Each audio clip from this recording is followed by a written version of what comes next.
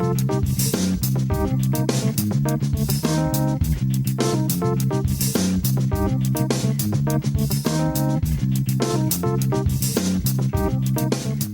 306 of the TV Dudes, recorded October 28th, 2020. The Power of Hope.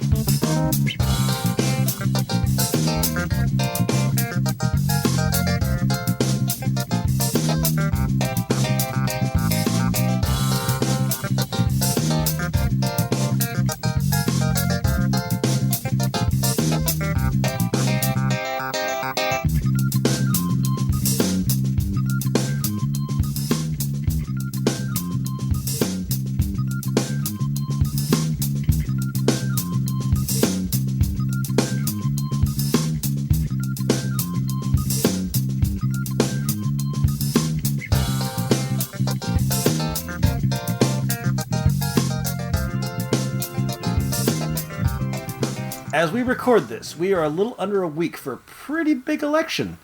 And elections are about hope, and so is this week's selection of TV and other streaming content. The question of whether the Federation can return in a galaxy without hope in Star Trek Discovery on CBS All Access. A reminder of the hope that was Aaron Sorkin's stock in trade on a West Wing special on Peacock and a new movie, Trial of the Chicago 7, on Netflix. And the reminder that hope can mean competing idealism and atrocities in the name of idealism as we talk about the second half of Amazon Prime's Utopia. But before we get to all that, I'm Randy. I'm Kyle. I'm Les. And we're the TV Dudes.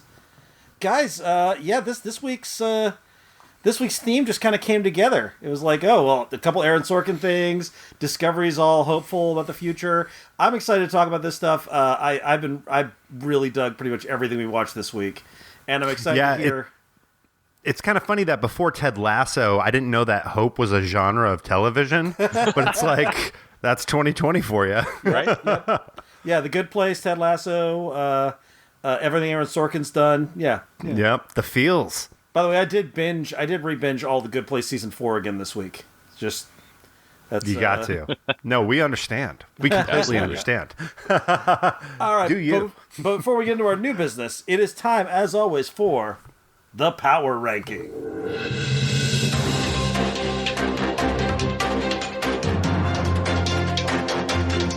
Power Rankings.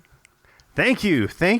You guys know the drill around here. Every week, we go through the internet. We scour the crevices in hope that we'll find something of substance that, maybe over on IMDb, Metacritic, or Rotten Tomato, maybe people are reviewing these TV shows that we watch and they have the same opinions as us and they'd rank them kind of in a similar way that we would. And we're very hopeful these things happen, but as you're probably aware, that's often not the case. And it's really interesting to go to the internet and see, what do they think of these shows we watched? Because often it is all over the place.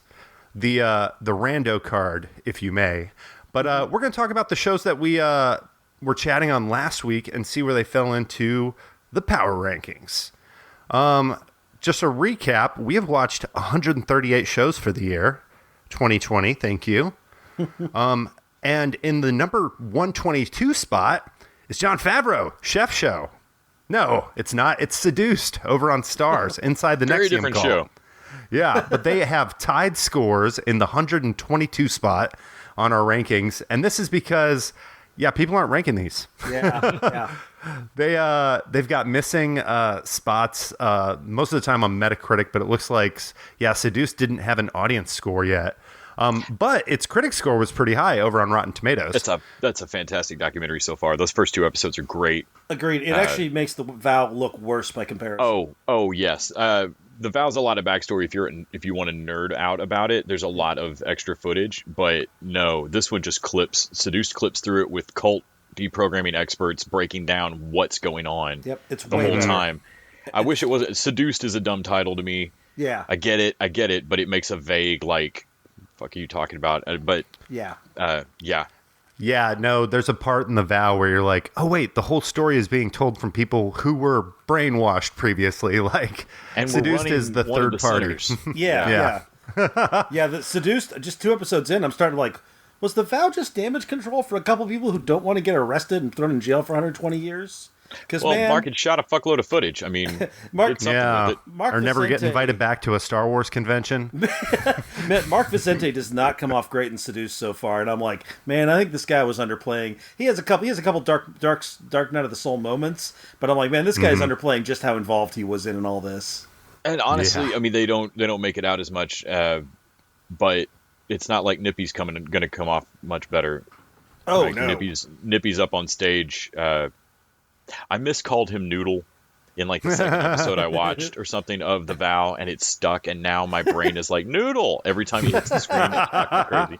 Well, and But anyway, and the funny thing is, in Seduced is from India, and India is also there's some problems there too. Because Catherine Oxenberg is got a little. She's a Hollywood actress. She's got a little narcissism, and you can tell just in the seeing it. And India was clearly like she was doing some shit.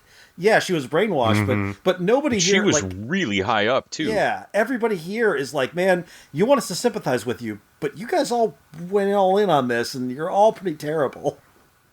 Yeah, There's the people they interview that were definitely hurt by it, that didn't make it far enough to really do much or recruit, to do as much Proctor. damage. Yeah. They're like the woman that had fucking been in a cult before. Oh man, and had a psychotic break. Like you want to talk about man? You want to talk about seeing somebody coming? How do you join a cult twice? How do you join? and to me, that's what Seduced is getting across. But it's the reason I want it ranked better than this. They are getting across better from the cult deprogrammer people of like, oh no, if you weren't a monster, this is low grade impressive. You took pieces from 4 legitimate self-help things so that your shit seems like something people have heard, and then you combined it with low-grade hypnosis and neurolinguistic programming and sleep deprivation, and all your courses are at least 5 days or whatever, so that there's no way to sit through this and not either run for the hills or be on fucking board. Yeah, they're the Avengers of cult programming. It's creepy. I love seeing the cult programmers that are like, oh no, this will work. I was going to say that sounds like a food truck version of psychology or like psychiatric help, Right. Which ties it back to Chef, which it tied for 122. Another tie on the power rankings is Hellstrom, which had really low scores. It tied with Holy Moly over on ABC, that putt-putt show that came over here. Here's the thing. I want to say 4 or 5 episodes of Hellstrom. I would watch way more Holy... If I had to go back to one of these 2 shows, I would definitely go back to Holy Moly. Yeah, the critic score is 27% over on Rotten Tomatoes. Also, I didn't dislike Hellstrom, but I watched 6 episodes of it without it, no pun intended, catching fire with me. And that I want more. Also, I just wanted it to be more. But I have some friends I see on Facebook that are like, "Fuck you, Hellstrom's great." Which great, awesome. They're going to be disappointed because that show was canceled before it ever came on. But also, I wasn't sure that would survive. As I look at it, I'm like, most of the shows down in this ranking have insufficient, like they're missing 1 or 2 scores. No, Hellstrom was rated by all 4, and it's still this low, down with Utopia Falls and Brew Brothers, and there's some rough scores on those. This legitimately, the internet hates this show. Yeah, internet is a fickle place. A little bit. But moving up a little higher, still not breaking the top 50, which is kind of like, I agree with most of the stuff in the top 50, and then disagree with anything that doesn't break it. But in the number 80 spot, tied with Altered Carbon Season 2 over on Netflix, is Haunting a Bly Manor over on Netflix. I'm surprised by this. I guess I have heard from a lot of people who watch like up to episode 3 or 4, and they're like, yeah, this is boring. And I do think they made a mistake of going quite so slow burn. I think a lot of people gave up before it really kicked in. Yeah, I didn't find it boring. I don't know. I was just in kind of in love with it all from the jump. I mean, it even though it wasn't as many scares as I wanted from the makers of Hill House. I very quickly was like, no, but I like what this is. I mean, a lot. And then it got scarier. It's just a very different beast, and I think people had expectations that maybe didn't get met. I'm going to break down these scores because there's something interesting here. With Rotten Tomatoes, you got the critic scores at 87, which is like a go check it out. You know, they're definitely interested. Yeah. But then the audience score on Rotten Tomatoes and the score on Metacritic, which these are the nerds, a 61 and a 62. So it's like That's what I'm saying. The critics have to finish it. Like, you have to watch all of it to have an opinion. And the people rating are like, nah, I watched 4 episodes. I'm good. Yeah, I'm done. And then IMDb's got a 75 over there, so they just don't know what to do with it. But just really close to that is another show we talked about last week, which was actually a touch base, and that's The Vow in the number 78 spot, with still not great scores. But yeah, like, hopefully Seduced, more people rank it, and it overtakes us because it's definitely the better. I think, is because maybe less people have stars. Yeah, I was going to say, we don't usually have stars. It'd be weird for us to watch. This is weird for us to watch it. And HBO that is a good point. HBO has a certain rep for documentaries that Stars does I was about to say, Stars has no rep for documentaries with me. Does Stars tie into any packages? Like, I guess there's like an Amazon add-on if you do Amazon channels. Stars used to be part of a cable package. Yeah. And I don't know. But no, they weren't like how HBO and Cinemax were tied together, or a Showtime movie channel back in the day. Which Stars is all the Sony content, which Sony makes great stuff. Yeah. It's a shame it's not easier to get our hands on. So our top show that we talked about for last week, which won't be a surprise, is only in the number 57 spot, which that does surprise me a little bit. Yeah, it's up there with some really good shows, but definitely one of my top 10 for the year, Lovecraft Country, over on HBO Max, number 57. I've seen, and I guess is it 69% from the audience rating? It looks like I have seen some people who started griping about Lovecraft Country as it went on, like people I know who are professional writers who started to have problems with their story structure and that kind of thing. And I'm like, I didn't see it. I don't think any of us. I think all of us were thrilled all the way through. But I definitely saw. I had fun with each episode. Some people soured on it a little bit. And I think it got a little too pulpy, and they were looking for like high drama HBO, and I think it got a little too into its pulp roots for some people. Interesting. It's funny. I'm looking at everything below it, and there's some good stuff like Picard, the Patton Oswalt special, Lucifer, AP Bio. But then I look at everything above it, and it's like Devs, Stargirl, Umbrella Academy. Like, I don't know. It seems, Boys. I don't know if I agree with this placing. Like, it's definitely better than everything that's above. But I don't know. I think it's better than some of these other ones too. I agree. Jet season. But it's not as easy as saying that, like, I mean, shit gets stronger and stronger as we get towards the top. And then there's our top 10 that are just fucking weird. Yeah. Oh, yeah. I'm going to be breaking this down with a therapist for years to come. Just the real quick run. Yeah. Go ahead. The real quick rundown. Number 10, Mr. In-Between. Number 9, Brockmere. Number 8, What We Do in the Shadows. Number 7, Young Justice. Number 6, BoJack Horseman. Number 5, Better Call Saul Season 5. Number 4, Mandalorian Disney Gallery, the documentary about making Season 1 of The Mandalorian. It's like finding out the DVD extra won the Academy Award, but not the film. Yeah. That could happen Well, and they're doing more of this. That I'm hearing about this, like what used to be the DVD extras, they're just releasing as new content for like off season. Yeah, so you'll get a show in the fall, and then in the spring you'll get the making of the show. I forget something on Netflix is going to do it, which they've already done the chat shows and stuff for Stranger Things. Yeah. Mm-hmm. But then number 3 is Dark Side of the Ring on Vice. Number 2 is Rick and Morty Season 4. And then number 1 is The Last Dance on Netflix ESPN. Oh, it's crazy. Of the top 10, I think maybe one of those shows is going to make my top 10. Yeah. I saw something talking about Dark Side of the Ring the other day that called it like some of the finest documentary television made, like about any subject. And that's simply wrong. Yes, that is incorrect. You guys don't got the wrestling bug. You just don't got it. No, we do not. But, I mean, between 11 and 20, you got stuff like John Oliver, Good Place, Sex Ed, Mrs. America, Brooklyn Nine-Nine, Never Have I Ever, Midnight Gospel, which I don't really care about, Marvelous Mrs. Maisel, Ted Lasso, Cobra Kai. Like, that's 10 to 20. Yeah. Yeah, I actually didn't double check Ted Lasso this week, but other podcasts I've listened to are starting to talk about it. I wouldn't be surprised if the scores just keep going up on it. Yeah, the buzz is out there. I've definitely had people who are like, "Whoa, what is this Ted Lasso thing? I binged all of it. It's amazing." Like, people are definitely starting to catch on. Yeah. Oh, can you imagine getting to binge it and not having to week it? Yes. Oh my God. Yes, I can. I'm going to have to redo that. Like over the weekend, I feel like I'm going to need that concentrated level of hope. And Yep, I got it on tap to rewatch the entire thing Tuesday night if I have to. Oh, right. yeah. All right, so just a reminder that you can support us by going over to patreon.com/tvdudes, throw us a buck an episode. In exchange, we get to keep up with our streaming services, we pay for our hosting costs, and you get bonus content each week. The Patreon exclusive actually started because Greg and Randy were talking politics, and this week we're going back to those roots. We're going to talk about voting. So stick around if you are a patron for a political voting episode of Patreon this week. Yeah, a little spoiler hot take. Don't vote. That's our message. That's I'm not our message. I'm kidding. Kidding. We also have our $20 showrunner level, which lets you add 2 shows in a rotation. We got a couple second show decisions to make for people. We still have Agents of S.H.I.E.L.D. lurking out there like the killer in the room. Whenever it comes to Netflix, they haven't decided yet, but that's waiting for us. Yeah.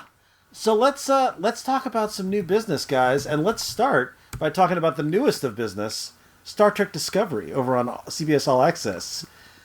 Disco's back. I've been anxiously awaiting this. I love Star Trek Discovery. I think it is easily my favorite of the Star Trek shows. It ranks above Picard and Lower Decks, and I was anxious to see this sort of super new future thing. It's uncharted territory, and I also was really curious and really excited because I know Les watched season 1, was not super in love with it, didn't watch season 2, and I was like, oh, Les, you got to watch this and see if it hits that like Ted Lasso spit a little bit, the hopeful thing, the room getting a little dusty kind of thing that they do a few times. And so I'm dying to talk to you guys about this. So where we all land on Star Trek Discovery? Season 3, that is, right? Yeah. Yes, yeah. Yeah, because I think first 2 seasons for me, solid. The only thing I disliked is they both had really great leads in those seasons that left after those seasons with the actor who played Orca, and then we got Pike last season. Lorca, there is not a killer whale on board Discovery. It's not Orca. You got to watch I thought it was Orca the whole time. I'm you know gonna what? name If a this went character Johnny Orca. Mnemonic style, and it turns out they got a dolphin in a tank, I'm there. Sequest. Right? But no, that's been my biggest complaint is that those characters haven't stuck around. So I'm imagining Don't get too attached to book. Yep, exactly. But no, 2 episodes in, or have we? Do we have a third one? Nope, No, just two. Just two. Just 2. Yeah, no. I actually think this is feeling a little stronger than coming back to season 2.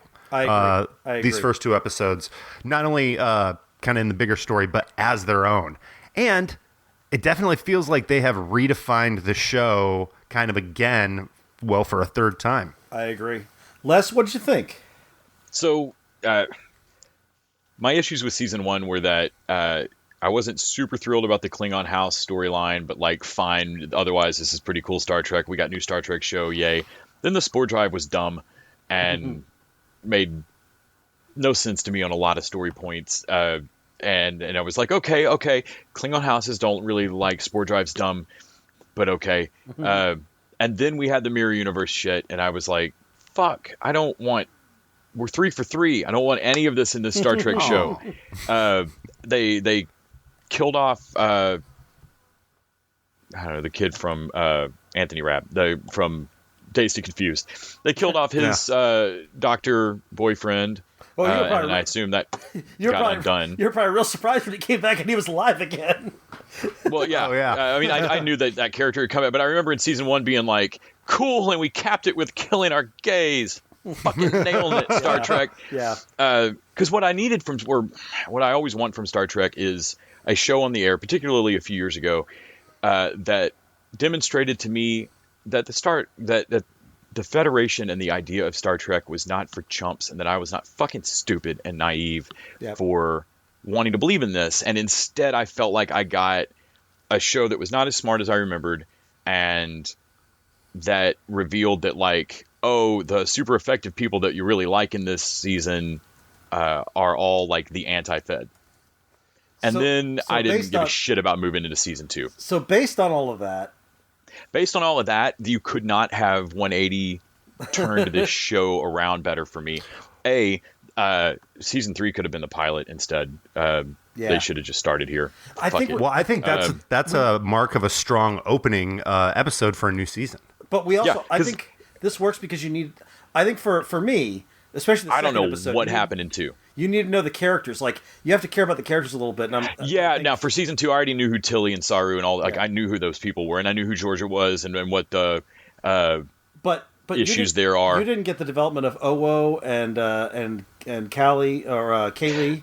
Like the characters who were sort of the second tier. Oh, yeah. crew. No, I didn't know Tig Notaro was on this show. I don't know who it is that doesn't have their teeth fixed yet in the future, but they're going to turn out great. I'm sad she has to wear a mouth guard while at work. But seriously, it's an alien with an orthodontic thing. I don't know what's going on with that. Yep. Tig Notaro's fucking great though. Yes. So this show starting out. It had a great adventure sci-fi movie of like, I don't have to really know what just happened in season 2 to know that you just popped out of a wormhole in a spacesuit and may or may not be screwed here. Like it starts out as that's fine. That's a fine premise. I don't have to know what was going on. Burnham doesn't. And so then we run into Manchester Black from CW Legends of Tomorrow or Arrowverse. And I think he's on the Flash, but anyway, I like that actor. Ended up really digging it, jumping far forward ahead of the Federation. I wasn't thrilled. I think I texted Randy. I think I texted both of y'all that like, oh great. So in season 1, I didn't really get the Federation because it was half mirror universe, and now I don't really get the Federation. Are we making a Star Trek show? Or are we just going around a Star Trek show in like an orbit? Hey, do you guys remember in The Dark Knight when they deliver the Joker's dead body to that mob boss and he's like, oh, he's dead. That's only going to be this much money. And then they like break the pool cue. One of those guys was Booker. He's one of the bounty hunter guys from The Dark Knight. Oh, shit. I swear to God, Cal, I thought you were about to make a reference like, the Federation is like that. It's going to get back up. No, it's bringing it all back around to voting.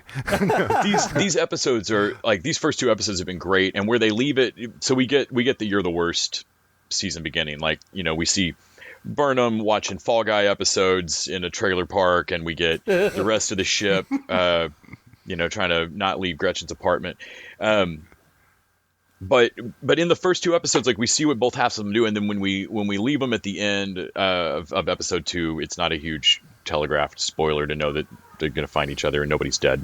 But it's awesome watching a Federation starship work together and this is why y'all are really fucking good at this. This for me was, and they're leaving me in a place where I'm going to watch them reboot the Federation. Yeah. When I'm in a year where I feel like we need to reboot the Federation. That's what I love about this. This is kind of what Ted Lasso does. This is the opposite of Utopia. This is perfect for this year. This is what Ted Lasso does. This is kind of what The Good Place does. Basically, they get to these points where you're like, oh, they're totally screwed, and they're going to try and fix it anyway. And if that's not a theme we need in fucking 2020, I don't know what is. But when she finds out that the burn destroyed all the dilithium or something, that basically the ships, and she says the Federation isn't about ships. The Federation is not about ships. And the payoff to that, when we get that communications officer at the end of episode 1, you guys can't tell me you didn't tear up at those scenes.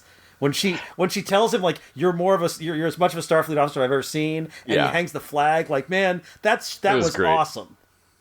I also loved there was a moment where in the second episode when they find they come in and clean up that town, and I think Giorgio's probably marshal of it now. But when they find that bar, the kid Cal that looks at Tilly, and the moment he has when he turns off, pulls back his phaser or gun or whatever, and is like, I told you they'd have to help us. It's like part of who they are. Yeah. And I love this idea that you're in a future where the Federation is like Knights of the Round Table children's stories. There's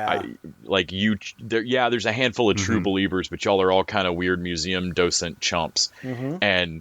But still, when you're totally screwed, that's when it clicked that they don't know that you're from the past. They think you're from whatever remnants of the Federation are still here, like the 2 fucking ships they've got or whatever.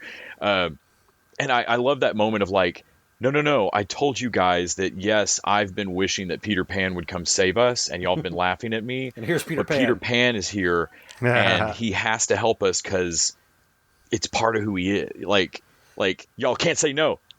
By the way, you're good people. This is also a payoff to some of the stuff. The whole spore drive thing was technology that didn't fit with the Federation. It was too powerful, and yet the payoff here is that this Federation that fell suddenly has a ship that doesn't need dilithium in the same way, and has a powerful ability that even this future tech can't keep up with. Like they haven't mass produced the spore drive, so they've got the Discovery is a secret weapon to rebuild the Federation. Truly, season 3 could not have done more with my problems from season 1, because the spore drive, it's so big a new MacGuffin that it can't. There are at least 5. I mean, I don't want to misstate the number. But there's like 5 other Star Trek fucking shows, right? Yeah. And then books and comics and years of history, and not a page of it, not a single time, never has mentioned that spore drive. And now you know why. It's too big. It's too big to introduce. You knew the whole time in season 1 that they were going to have to clean this up out of the timeline.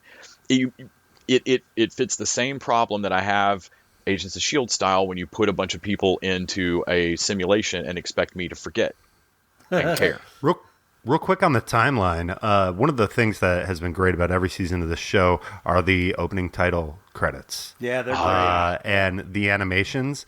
And I think this is my favorite thus far, because we get to see the phaser morph into kind of like the future version of the phaser. We get to see the Federation emblem get changed into a new stylistic, more horizontal emblem. Some bits of technology that we haven't seen yet, but there's some robots in the credits that I saw those things and was like, when are they coming? It's right around the corner. So I was watching this on the actual CBS All Access app. So not through Apple TV or any, but just through the CBS All Access app. And when I watched season 1, it wasn't enough to ruin it, but whenever they would cut to just score music and nobody was talking, their app had a flutter in its audio, like a. That stinks. It was just low grade, like, you know what? It's a once a week show, and it's not. That's that warp annoying, engine ambience. Yeah, that's coming from the warp core. What ship is this? That's a spore drive for you. I mean, what can I say? No, but I can't. I wish there was a 3rd episode. I really enjoy Disco. This is going to be a good week to week. I also want to say, we may want to revisit this as we go along. I love it. I'm so on board. I do think for to some extent they made a mistake in not putting out the 2 episodes at the same time, because I watched them back to back, and a week between them. But shit, you're the worst that I just joked about did that. Because people watched the first episode, and a lot of people were like, "Hey, where's the Discovery?" They're like, "Yeah, we love Burnham." Yeah, and you knew it was going to be there. Over at the end of the first episode, on the this season on Star Trek Disco, it's mostly people from the ship. Yeah. So they're not all gone. Yeah, they knew they were coming, but at the same time, it's like I watched this show not just for if you watch this for anything but Burnham. You didn't get any of that in the first episode, and I feel like the payoff of that second episode, I think, was really strong, and I kind of wish they'd done the double episode thing. Parasitic ice. Yeah. Parasitic ice is just a great idea. Yeah. I don't know how I've never seen that in a sci-fi before. That's awesome. That's just a great idea. But man, also, we didn't talk about this, but how great does this show look?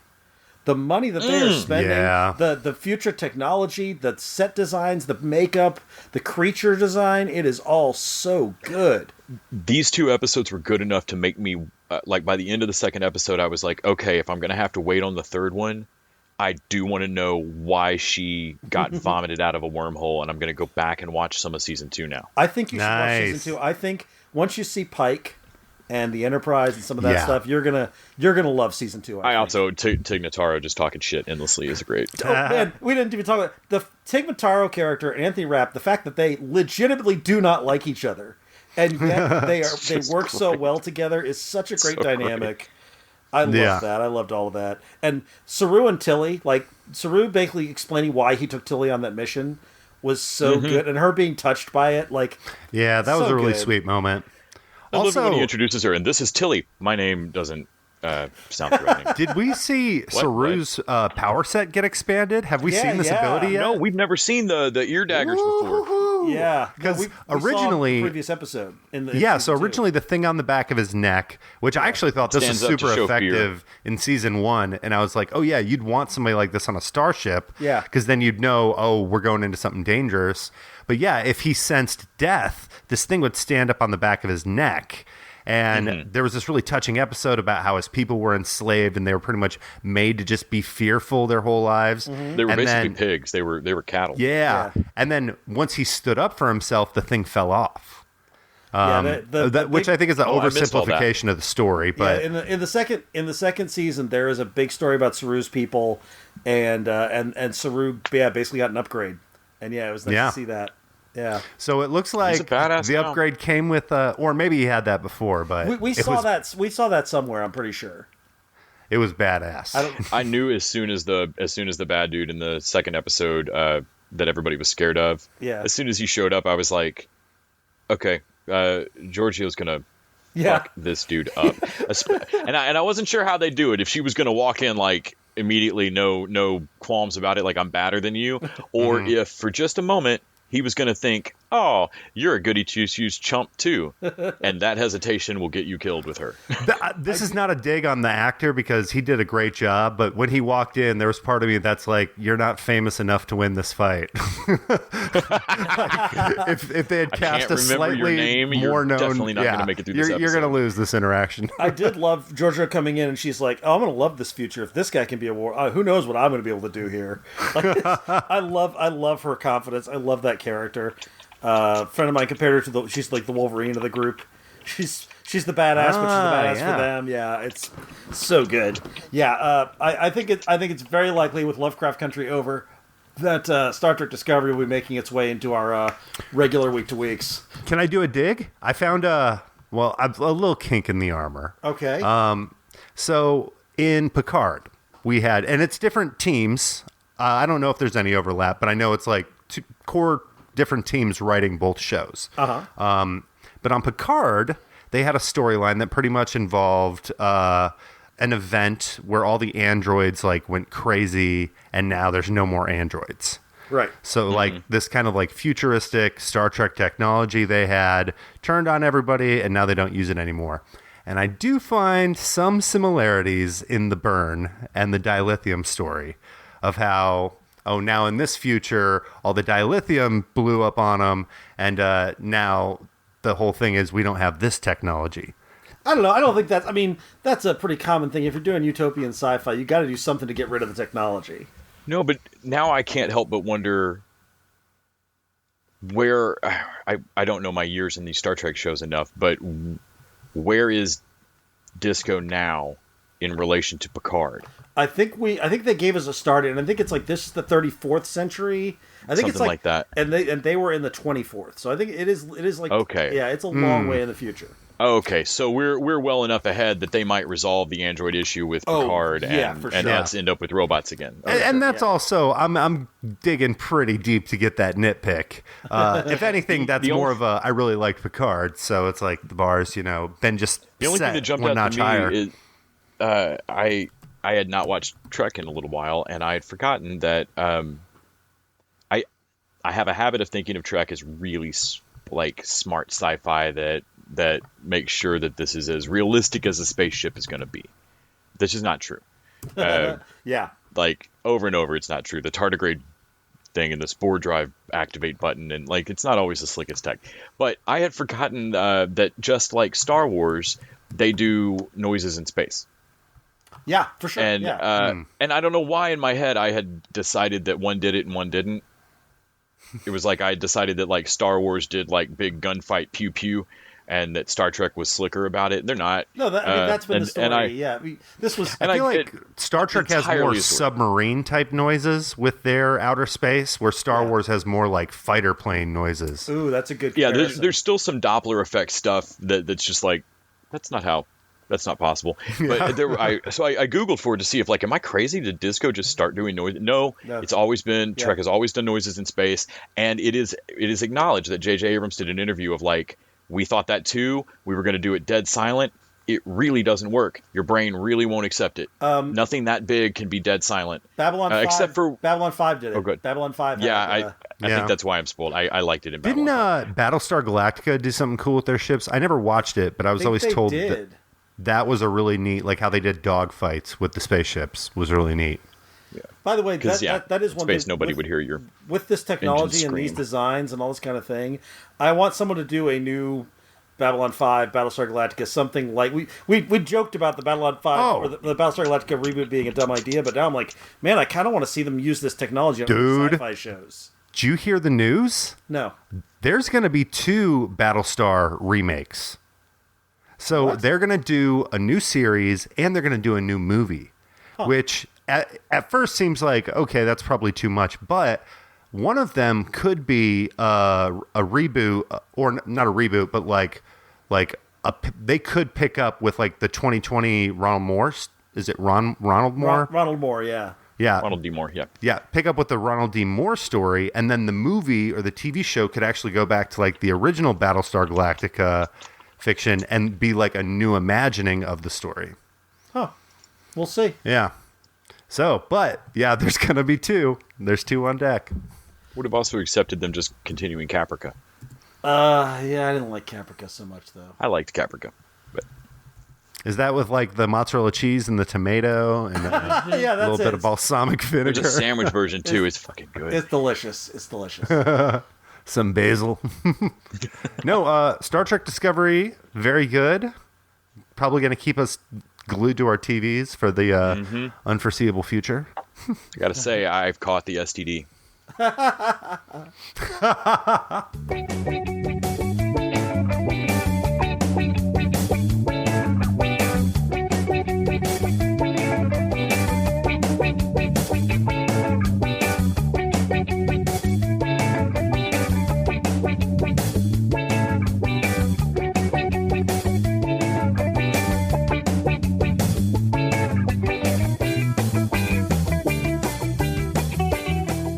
All right, so let's jump back 1,000 years or so, or a couple thousand years, or however long, to the West Wing. Because Peacock did this special to benefit When We All Vote. Nope, HBO did this special. Oh, you're right, HBO Max did this. I thought that was Peacock. I made the same with mistake, authority because we all went to Peacock, searched for it. How the fuck is this not on NBC's streaming service? Oh my god! And then we all just said, you fucked up again, Peacock. That's crazy. You could have had this. The one thing that... Oh, my God. Peacock is... Why does there... You have one job. Why is there one job, why is Peacock? There Peacock? Anyway, now that Quibi's gone Peacock, you're at the bottom of the no pun intended pecking order. Yeah. So this is on HBO Max. You're right, and I'm actually looking at HBO Max. It just seemed so weird. So this is it's a live, or not a live. It was basically a live show, doing a theatrical stage presentation of the Hartsfield Landing episode from the show's 3rd season, which is taking place during Bartlett's re-election campaign, which is very, very timely. And because Leo, the actor played Leo, John Spencer had died. John Spencer. Look that up. Yeah, it's John Spencer.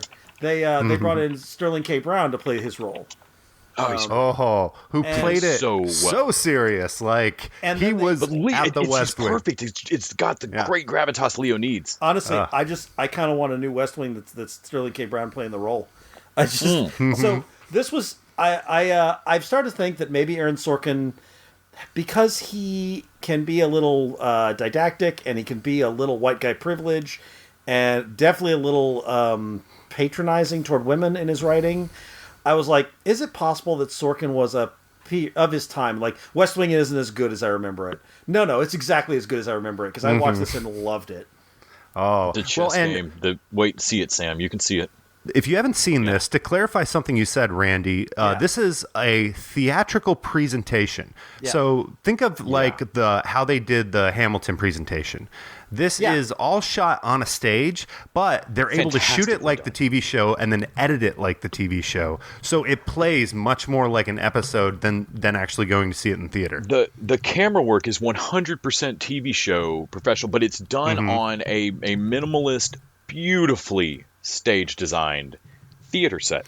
Well, and So you have these freestanding doors yep. What's so that effective people walk through, and about the theater set is when you go to a theater, yeah, you notice it, but after 5 minutes of the play, you're into it. The same thing happens here. After 5 minutes of this, you're right. You're totally into it, and you don't even think about it again until the end. So let me Till ask the you this. Doobie Brothers start playing. And then we should say, at any time they had a commercial break or should have had a commercial break, Yes. they then cut to a couple of actors, either people from the show or other else, like Samuel L. Jackson. Or Michelle Obama or Bill Or Michelle Clinton. Obama. Or the showstopper Hamilton, Yeah, Lin-Manuel Miranda. That was really fun. It was a really funny And then, bit. and then we had Ainsley Hayes as the narrator. Yeah. Yeah, so I let- love That's not seeing the her. actress's name. Let me ask you guys this. Do you think this was probably supposed to be a benefit? Like, there was supposed to be an audience, right? Like, they were supposed to be this was supposed to be a benefit that people bought tickets to.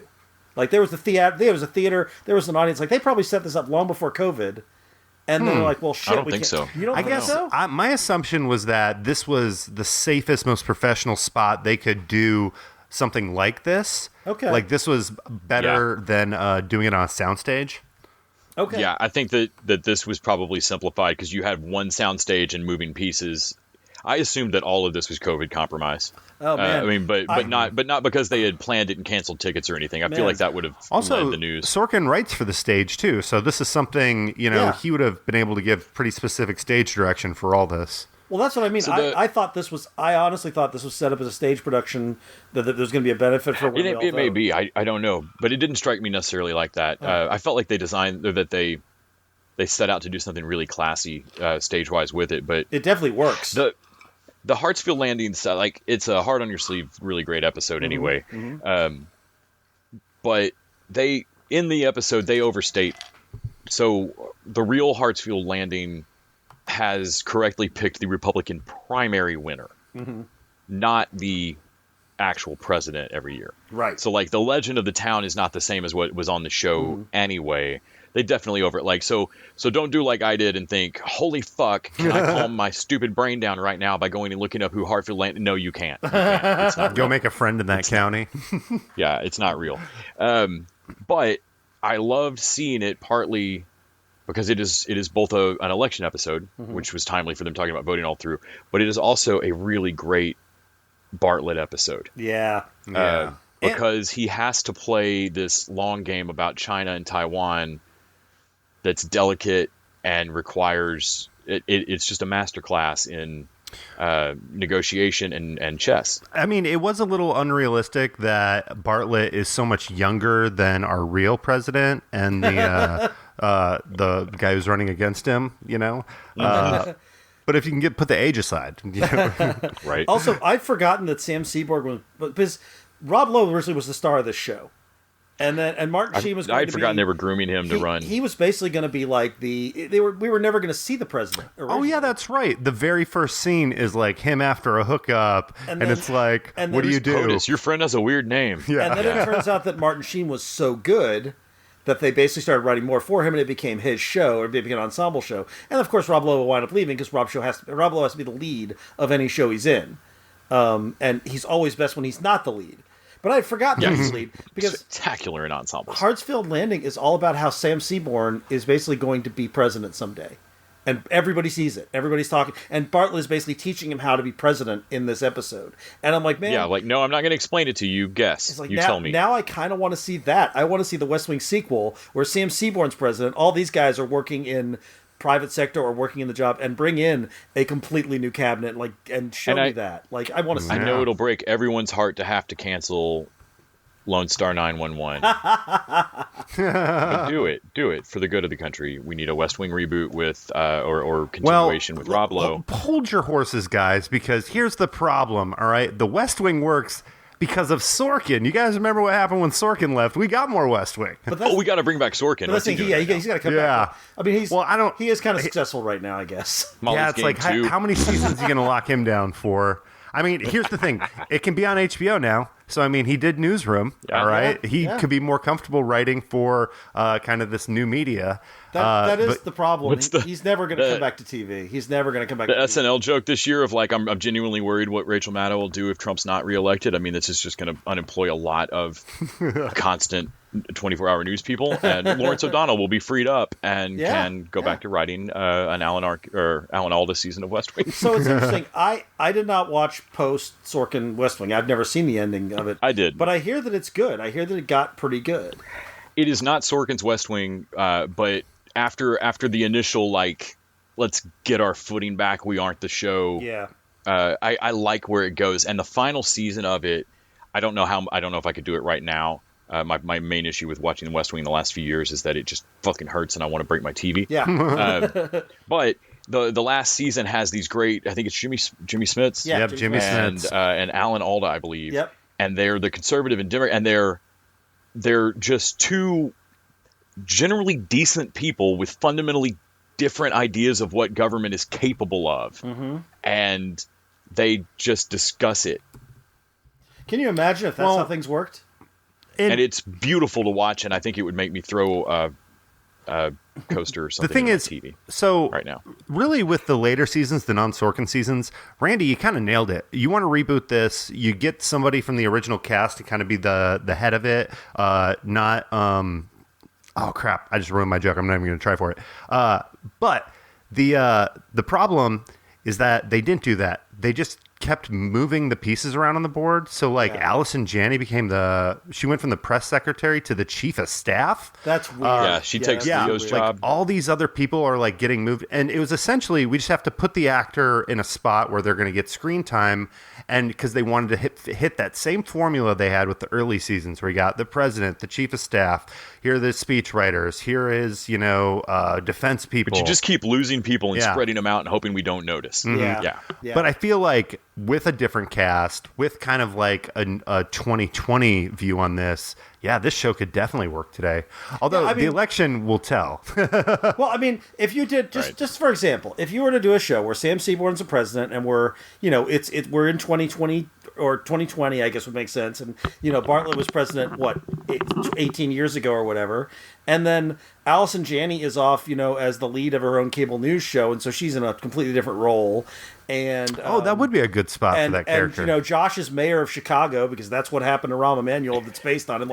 You do some of the stuff where these guys are still. You do a bigger show, and it's about. I would love to see Sam tap Josh to be chief of staff or something, though. Oh yeah, I mean that would make sense. That would make a lot of sense. Yeah, something like that would work. And Allison Janney would basically be their thorn in the side news reporter that they can off and on work they'd be their. Danny. I like the idea He'd be of their Danny. Yeah, she'd become Danny. And then you bring in some new people and you make some new characters, and you definitely put Sterling K. Brown in there somewhere because that guy was great in this. And where does Dooley Hill go? I think Dooley Hill has a different story. I'd be curious to see where he went because I don't know where he winds up in the show. I think Charlie's a senator. Oh, that makes sense. Yeah, that makes sense. But anyway, or Charlie's got a cabinet. No, he'd have to be a senator before a cabinet position. Anyway, this should happen. Game it out. They should do this. I don't think they will, but I kind of wish they would. Yeah. I mean, shit. NBC didn't even do this. All right, so let's talk about what Aaron Sorkin is up to, which is doing movies. And the latest one was over on Netflix. I don't know if this was originally supposed to be theatrical or not, because who knows in 2020. But holy crap, that's right. This is Sorkin, isn't it? Yep. This is Trial of the Chicago 7. And this is a period of history that I know a little bit about, but I didn't know all of this stuff. And it's about the 1968 Democratic Convention, which famously had a lot of violence. And it was a moment where the establishment Democrats were not far left enough for the activists, which I don't know how that could happen. That doesn't seem like a thing that would happen. So unrealistic. But and basically this violence breaks out, and so this is about the trial of these 7 people who the Nixon's new AG is appointed to, or one of his assistant AGs is sent to basically say, these guys caused these riots and I want them in jail. Well, and I love how the story kind of starts off like Kevin Smith's Clerks with Joseph Gordon-Levitt playing the Dante character, where he pretty much just shows up for the worst day of work ever. Walks into his boss's office, his new boss, because his old boss has just quit and has done it in kind of a disrespectful manner. Yeah. And now he's got this new guy who's like, hey, kid, it's your lucky day. We're going to go have you run what we find out is pretty much just a theatrical sham trial. And all kind of revolving around this judge that they picked for it, who's probably like a day away from retirement and just lost all his marbles at this point. Played beautifully by Frank Langella. This is a great thing, by the way. We don't see it in most of the courtrooms. In most of the courtroom movies, you're going to see stories about judges who are noble and good and who stand up for what's right. This guy's a terrible judge. Now I know this is based on reality, but there's definitely like Frank Langella plays this guy as a nut. He is basically he's a Nixon. He's not a Nixon appointee, but he might as well be. Mm-hmm. And it's such a great performance because I hate him, but he's so compelling. Yeah. And then the cast is phenomenal. It's Abby Hoffman is played by Sacha Baron Cohen, who almost runs away with it because he's so good. Yeah. Which it would be hard not to do with Hoffman's character anyway. Yeah. Dude. Like, that guy is somewhere between Andy Kaufman and a political activist. With great. this Spy and the Borat sequel, this is Sacha Baron Cohen's year. Oh, yeah. Eddie Redmayne, who I'm not a huge fan of, it plays pretty good as Tom Hayden, the sort of student Democrat who's like the most establishment of these guys. The tension between them. But Abby Hoffman and Jerry Rubin is one thing. Tom Hayden and Rennie Davis are like the Democratic students who really they wanted to have a demonstration, and Abby and Jerry turned it into like a circus. And then you've got David Dellinger, who that's the dad or no? There's David Dellinger and Lee Weiner. Yeah, he's like kind of the older. He's the Boy Scout troop leader. Yeah, he's the Boy Scout. He should not be here. He was just a good guy who was coming in to help. Wrong place, wrong time. Well, and then you got Lee Weiner and John Froines, who I can't remember what their role in all this. There's seven guys. Yeah, I love this part of the story. This is fantastic. So essentially, in a trial like this, you can get the jury to convict somebody more easily if you can say, well, hey, maybe not all of them were guilty. Maybe these two guys didn't have enough to do it. How about we let them off and it's just these guys who are guilty? So really, they just wanted kind of the top three guys. So they added kind of these. Patsy is probably not the right word, but it's pretty much two guys who from the beginning know they're going to get off, that they're pretty much just here for, well, today to get the Instagram pic, whatever that version was back then. Froines and Weiner supposedly taught him how to make bombs. That's right. And these guys are like, they're the ones who are there so the jury can let them off and feel good about their decision. Like, oh, we didn't. And then there's Bobby Seale. And then Bobby Seale, who's played by Yahya Abdul-Mateen, who is the guy from And that's just there to make Black the jury Manta. afraid. Yeah. And I guess he's Dr. Manhattan now. He's not Black Manta anymore. And they do great stuff with him because he was they really point out like he was a Black Panther who came in. He's a family. Co-founded it with Newton, yeah. And he came in to give a speech. He was there for all of 2 hours. He never even met most of these guys. But Nixon wanted to make sure there was a black guy in the trial, and he doesn't have a lawyer. His lawyer is sick. He went under for gallbladder. Surgery. Yeah, and the judge keeps saying the lawyer will just represent him, and he's like, I am not his lawyer. It will fuck up his appeal. I am not going to just be his lawyer. Yeah, and he didn't play Black Panther. He played Black Manta, Randy. Yes. You may not have seen those movies. I can catch you up though. I actually haven't seen Aquaman because I don't watch DC movies. Actually, it's not bad. It's Star Wars underwater for a good bit of it. But so this is maybe one of my favorite Aaron Sorkin movies in a while. Which, by the way, this was supposed to be a Paramount release. It went to Netflix because of COVID. But Sorkin does courtroom drama well. One of my favorite things he did is A Few Good Men. And this recalls A Few Good Men a little bit. Nice. It feels like that, you want... This is the thing. If you still believe the court system work, and maybe you do, I sure as hell don't. But if you did, this would be the kind of thing that would make you believe in it. Also, it's the kind of thing we need right now because it is showing that these guys are being railroaded by justice. Like, the justice system is not playing fair with them. They've got a judge who's not listening. They've got... the attorney general has a lot more power than their sort of hippie lawyers. And they are definitely underdogs in here, but they show them fighting, and it's really something I wanted to see right now. They're also ragtag. Like, the whole time they're trying to pin these guys as a conspiracy, but you find out, no, they're completely different. And most of the time, they don't want to work with each other. They have all different ideas on how things should be done. But there's some great moments in here for everybody. Everybody in here gets to really show off. They do flashbacks to the actual riots. They show there's a really funny thing about an undercover FBI agent that sort of romances one of the guys, and that whole storyline is great. Like, this was really good, and it's a long movie. It's like 2.5 hours long, and at no point did it feel long. One of my favorite bits from this movie is when Hayden is kind of giving this speech to Abby Hoffman, and he's like, you're off partying and making jokes and, sticking flowers and guns, and we're really working, and all people are going to remember is you. Like, when they think back at this time, they're going to think about you guys, and they're not going to think about all the work that we did or anything else. And it's like, wow, yeah, because before this movie, that's what I did think about that movement. Hippies putting flowers in guns and stuff, and you realize there was a lot more to it. Yeah, this was great. I honestly, like I say, I like Molly's Game. It's good. It's well done, and I like the Social Network, and I've liked a couple of Sorkin's movies, but this reminded me of Few Good Men, which was one of my favorites, and I thought this was just super well done. He actually recently did a version of A Few Good Men for the stage. Yeah, well, it was originally a stage play, I believe. Oh, maybe I got that backwards. Yeah, it was a stage. Maybe he did it again. It was a stage play first, and then they made the movie. Rob Reiner made it with him. So, anyway, definitely recommend it. I think people should check this out. Oh yeah, Michael Keaton also kills it in here. Oh yeah, as this character Ramsey Clark, who doesn't have a whole lot of screen time, but kind of when he comes in is just shines. Yeah, Keaton's like a secret weapon. You just give him a few minutes, and he's gonna shine. Yeah, more ways than one.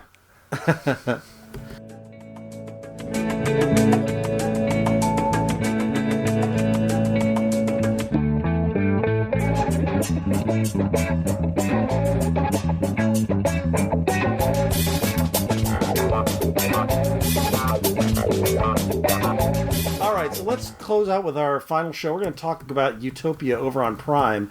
I was like, Lovecraft Country, right?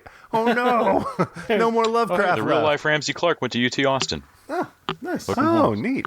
So let's talk about the 11th episode of Lovecraft Country. Yeah. Sadly, no. But let's talk about Utopia. Last time we talked, I think the first 4 or 5 episodes, and then this is the second half where we really get into the reveals of what's going on, the deepening of Arby's character, the sort of fractious nature of the group sort of coming together around each other, even though they don't all trust each other. It got a little wilder in that second half. So what'd you guys think? Damn, they definitely doubled down on all the irresponsible stuff we said about, I don't know, giving anti-vaxxers kind of, this conspiracy theory fodder awesome. To play I'm with. going to watch this show blended into real history for the rest of my life. Yeah. Oh, let's hope not. But here's the thing. You're watching it kind of leading up to that season finale, and you're getting all the twists, and you're like, oh, that's cool, that's cool, that's cool. But it's like, they didn't twist enough to get the cap off the jar. Like, they left it on a cliffhanger where it's like, oh, wait, okay, so everything's twisted up, but we didn't win, we didn't lose. Like, It's kind of like, tune in next season, find out what happens. So a lot of the super twists for you, Randy, I saw in 2013 in the British version of this show, and I had not watched the show in 7 years then. But so there was a very right before it would happen, I'd go, oh fuck yeah, that's right, and because they keep landing this Arby's. The turn of Arby's character is the main reason I like the British actor better than the U.S. one. I really like the British actor as Arby. But either way, the show, they vary characters, they merge some stuff together, and yet they keep landing in the right spot. Home looks very different. Home is a much slicker, big thing in the U.S. version, and in the British version, home is a shithole. I thought home was and they a person. And they gender flip a bunch of stuff, and they move Wilson's eye patch from one side to another. Like, it's changes like that. So Not the eye patch. can I ask you Right. a specific question about this? Yeah, Has because anyone we're going to have to get into that spoiler territory sooner or later. Has anyone ever been worse prepared to take down a giant corporation than the guys? They go into this warehouse to destroy this vaccine that's being mass distributed, and there's two things that I was like, first of all, you guys got 2 security guards for this whole operation? There's 2, Right. And second of all, they didn't bring any kind of way to make fire or explosives or anything. They got in there and they're like, oh, so now what do we do? I'm like, you made this plan to get in? You didn't have a plan to destroy the vaccine? The worst part about that is when they sneak out an unguarded back door. Yes. Because the whole thing is, oh no, there's only one door to get in here. Quick, sneak Yeah, and then out they the find back. that second door. Yeah. I was like, that was some lazy writing and poor plotting. I was actually low-key annoyed about all that. I'm like, this doesn't make any sense. And maybe this is something from the British version, but there was a few times where characters were just killed out of nowhere this season. That kind of felt lazy to me. Like, I feel like that's the U.S. version, which was like a degree more violent at all turns. Yeah. Than some the, of them than just the British seemed one. like we're just killing this person for shock value. For example, Tree from Happy Death Day. Yeah. That her character does not exist in the British version and is only in the U.S. version so that you can see Jessica Hyde kill somebody. Yeah. Weird. Also, And it's just to make Jessica look worse. you're talking about how unprepared they were to take down this vaccine, this organization. Yes. It literally is like, here's your purpose. You got to go be the last starfighter with this crackhead lady. Yep. Well, And it's like, what's her there's superpower? Somebody made a comic book about her. There's a whole lot of this of like they're either super scrappy and they can like they capture John Cusack's character and they get him and then they let him talk. And I'm like, what are you guys doing? How are you so bad at this point? And then, but they managed to hold him for a while, and they go to make that like they're both competent and incompetent depending on what the plot requires, and that's bad writing. Yeah. In the British version, for me, they feel less competent the entire time, and Jessica feels more competent. In this one, they really play up that like she doesn't know what a cell phone is or how to work it. Yeah. And yet she like it's weird what she knows and doesn't know. And I like that they're trying to show that she's a child raised on the lam or not raised, Yeah. so she's ignorant in a fucked up amount of ways. Yeah. But in the British version, it actually feels like she was raised by someone training her to fight things. Yeah. Yeah. Or in some manner, you know. Yeah. This show works really well the first half of the season when you're asking yourself, is this real or is this like just the ravings of a crackhead or a lunatic? Right. Like where she goes to kill kind of her handler, her Alfred. Artemis? Yeah, Yeah. Artemis. When she goes to kill Artemis, there's part of you that's like, oh, we're at this part of the story. But there's another part of you that's like, did you just find some crackhead off the street that Did you just rollerblade kill with just you? a random homeless Yeah, man? just Yeah. sorry, I keep throwing crack And the around. British I mean, version doesn't come off like that to me. Like the dude she finds, the dude that's Artemis is, or they don't call him that, but is a lot more like clearly works for some agency. Yeah. Or has, and is underground now too. You know, I think one of the things that worked for this show is that we're talking about all these items, and as I'm thinking about it, I'm like, yeah, that didn't work. But when you're in these episodes, you get from start to finish, and the whole episode, you're like, okay, what's going to happen next? What's going to happen next? Oh, it's I feel still like- super compelling. Yeah, for sure. Yeah, the beats are paced really well, and there's enough of them there to keep you interested. But then now, as we're kind of going back and putting the pieces back together, it does work a lot better when a few of those mystery boxes stay closed. Well, also, Yeah. the actors are giving good performances. Dan Bird from Cougar Town is really good here, and I hate to give him credit at this point because I think he's a nut bar, but John Cusack is still a hell of an actor.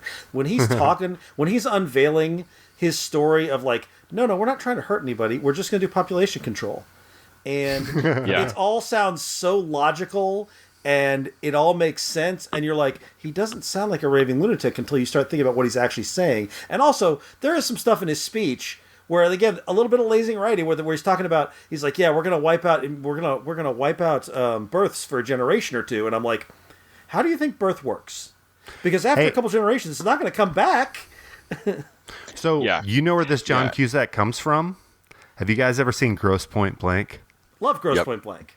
This totally could be that guy growing up, and now this is his thing. Well, I guess the character in Utopia has been doing this for generations. Grosse Point Blank guy, he's not that smart. He's but see, that's a good point. Okay. This character is played by Stephen Ree in the British version. Oh yeah, and it's great. That probably the biggest difference to me between the two owes to the national health difference. Yeah. In that you have a guy for the British government that's trying to buy vaccines, and that's the schmuck that they. The British version does this whole so instead of having Rainn Wilson as the doctor, you have this British functionary, like a government functionary, who got England to buy this particular vaccine and not another one. Yeah. And it's part of the plan, and they go through this huge blackmail thing that is probably the best change between the two, that they find a way in the US version to consolidate it so that you don't need this whole blackmail thing. Right. And you just have the character excited to do it. But yeah, as much as I don't like Cusack as much now, he does a great job with this. It's all the same beats. It's just crazy. I really want to know what the fucking story is behind calling this developed for television by Gillian Flynn. And I feel like I'm being shitty about Gillian Flynn, and I'm not. I'm just really curious how a television show is developed into a television show in a way that required that credit. Yeah. Ooh. And can I make up a completely made up hypothetical scenario? Why not? You want John Cusack. You're like, I've seen Grosse Point Blank. I know this guy can do it. All right. He's like, I really want to be in a Gillian Flynn is her name? Gillian Flynn? Mm-hmm. I really want to be in a It's Gillian Flynn. Gillian Flynn. I really want to be in a Gillian Flynn project. What do you got for me?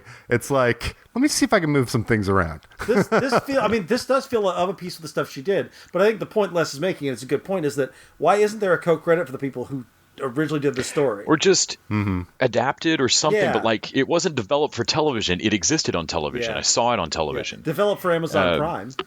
Developed for Prime. So what? Yeah. With something like, let's take UK Office versus American Office. Did Ricky Gervais get a credit on all the American Office? Like, did it say developed for television by Greg Daniels? It might have. This might just be a credit thing. Maybe this is just something I've never noticed before that just threw me off, because I'm like, no, but there's no other source material. This is not based on a book or anything. This is based on a British TV show. Now I'm curious to look at The Office and see if it has that credit. All right. Is this like the Star Trek space noises? I just missed this the whole time. But yeah, like, I'm annoyed about it in 2020. Specific Utopia stuff, by the way, I don't know how much we talked about in the first. I can't remember what's in the first half of the second half, but the crazy story of the twin daughters, who one of them is like volunteers to die. They kill the wrong and fucking it's the one. wrong one, and the one they get is like has aspirations. Not the wrong one, but the one that hasn't trained for this. Yeah. She wants to be an influencer. Yeah, and that whole thing going wrong. That whole story was really interesting. The fanatical nature of them as like this crazy cult. Especially coming off watching like The Vow and Seduced, I'm like, man, this is some scary shit. Like when John Cusack is given that speech about what they're trying to do, it is scary cult leader shit. You're like, oh, I see how he got people on board with this, and I see how he got people into the idea of like we're to save the world. We have to do some awful things, but we're going to save the world, and I see how he talked people into it. Well, and I think the scariest cult part is at a little bit of a spoiler, but one of our core members of the group at the very end. Yeah, we see him at the end of the series, and he's like, oh no, yeah, we gotta do what they say, like this. Yeah. And that moment for me, when I was like, whoa, this person, like that, I was really sense, like, though. that is a good way to end the series. Yeah. Well, but also because he's the guy who believed all this conspiracy shit, so of course he's given to another conspiracy. It makes total sense that you put it, that this is a guy whose brain is wired for that kind of shit. So when you're like, no, man, you're through the looking glass now, and here's what's really going on, of course he would turn. Well, I feel like there's also a toss-up between wanting to know about all the conspiracies and wanting to be in the know on one. and what was he doing in the scene right before that? He was making up a conspiracy to somehow To cover it. cover all this up. Yep. Confess, he wants confess to on invent one and be camera. part of one. Yeah, and John Cusack probably just played him like a fiddle. Probably just made up something right there on the spot, manipulated him. Yep. Yeah, it makes total sense. So yeah, I mean, for all the gripes that I have about it, I find it very watchable. I'll definitely come back for season 2. And if the British especially season if they get us with that first episode back, these episodes hook you. Like you'll stick around for the whole season. Oh yeah. All right, guys. Well, I think that wraps it up for us this week. Thank you, Kyle. Thank you, Les. Thank you, Randy. Thank you, Randy. And thank you to our listeners. Thank you to our patrons. Reminder: if you are a Patreon, go over to our to the patron page, and you will get a bonus episode about voting in politics. And if you're not a patron, hey, this is a week you can become a patron and listen to that, and also hundreds of other episodes of extra content. But that's all for this week, and we'll be back next week. And until that time, TV Dudes out. TV Dudes out. Vote early. The TV Dudes is an independently run podcast out of Austin, Texas. We are exclusively listener supported. If you'd like to help us out, go to patreon.com/TV Dudes. You can also find us on Facebook, Twitter, and Instagram at TV Dudes. All the music for our show is done by our friend and original TV Dude Gregory J. Amani Smith. to find out more about us, go to thetvdudes.com. I'm Randy Lander. I'm Les Weiler. And I'm Kyle Scott. Thanks for listening.